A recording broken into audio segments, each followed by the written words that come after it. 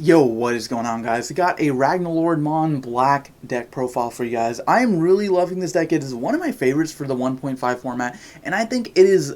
I don't know if I'd say it's the better way to run Ragnalord versus like the very aggressive red version, but it is simultaneously a very powerful defensive as well as an offensive deck. So let's go ahead and get into it. So starting off with the level 3s, I'm of course playing 4 copies of Ludomon. He is the searcher of the deck. He gets to reveal the top 5 cards of your deck on play and then add a Ragnalord as well as a Legend Arms Digimon from those cards to your hand. So potential +2. You're playing lots of Legend Arms. Of course, you really want to dig to Ragnalord because that is your win condition. And just being able to do that simultaneously being a good on play, but then he's also a black Digimon. So, I'm playing black eggs in this deck. And then I'm also playing 4 copies of Toy Agumon. Toy Agumon gives the inherited effect of Reboot, being able to unsuspend your own Digimon during your opponent's unsuspend phase is very powerful, and a lot of black decks are reliant, like overly reliant on this deck. But the good thing about this deck is that because you do have Ragnaloardmon and he himself already has the effect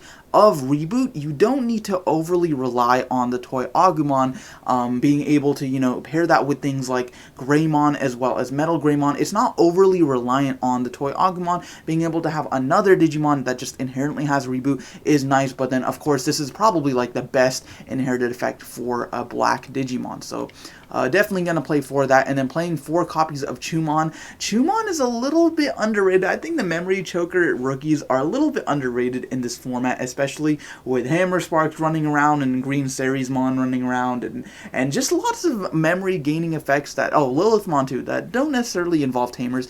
I think these guys can be pretty good. It's a very, very good counter against certain decks. So definitely playing 2 copies of that. I might even, you could, honestly cut the Hagurumon if you want and just play, 4 copies of this. I wouldn't even, say that's a bad choice. But I do like having the 2-drop rookies as an option. And then for the last guys, I am playing 2 copies of Zubamon. Now, this is a red Digimon, so of course you're not going to be able to evolve this unless you're playing mixed eggs, but I probably wouldn't recommend that. I'm just playing straight black eggs. Now, this is, of course, the same effect as Ludomon. You just play him, reveal the top 5 cards, and add a Legend Arms plus a Ragnalord. So, again, just a searcher, but it also, it's a red Digimon, so lets you play one of the best removal cards in the game in the form of Gaia Force. So, that's why I'm playing just 2 copies of this. Of course, you don't want to draw it too often, because you don't want to have this and then not have a black rookie, and then your raising phase is just wasted because you mismatched there. But anyway, so that's it for the rookies. For the champions, I am playing 4 copies of Gardramon, being able to have a 7,000 blocker.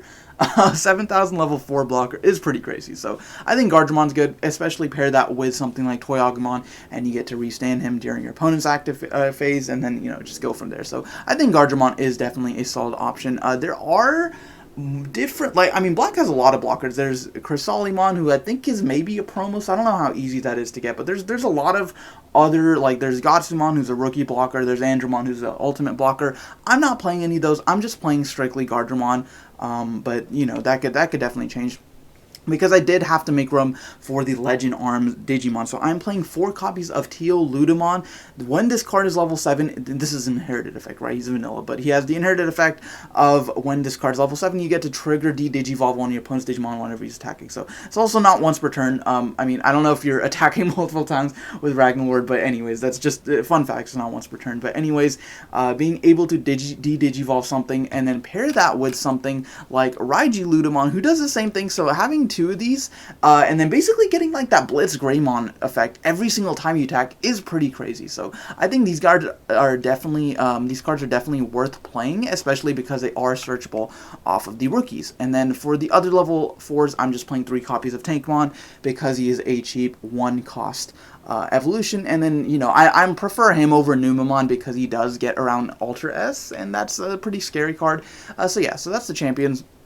And I previously mentioned Raiji Ludomon. Of course, that inherited effect is really solid. And then I'm playing 4 copies of Metal Greymon because if this Digimon has Reboot, it gains Security Attack +1. So if you happen to have one of your level 6s, and then you've got a Toy Agumon, you've got a 12,000 attacker here that has Security Attack +1. Or, on top of Ragnalord's already Security Attack +1, you get another check. So this is why I think this deck has potential to play a control style style with the D-Digivolve inherited, but then also push for game really quickly with things like Metal Greymon, so I like the duality of that.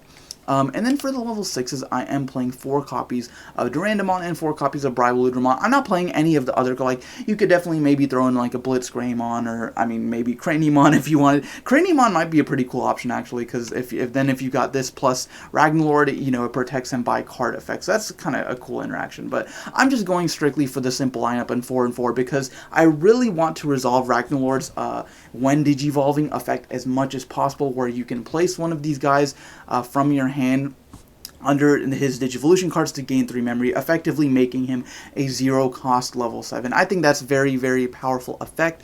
So just playing 4 of those, and then of course their inherited effects, which is really cool for level 6s.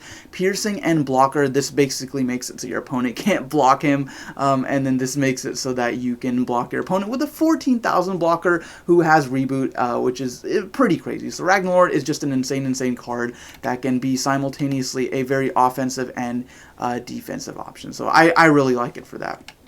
And then for the last cards up here, I've got 2 copies of Tai, because this gives Ragnaloardmon another security check, and, you know, just getting the 3 memory every single turn is nice. And there's also Red Tamer, so then you can activate one of your Gaia Forces here. If you can't tell, I really like Gaia Force, but it's just a very powerful card, and black already just doesn't have much removal as a color, so being able to splash in these guys, I think is pretty good. And then, of course, 4 copies of Kakinmon for the Digi-Eggs. Being able to gain a memory every single time you swing with Ragnalord is pretty sweet. So guys, that is going to be the profile. Let me know what you guys think.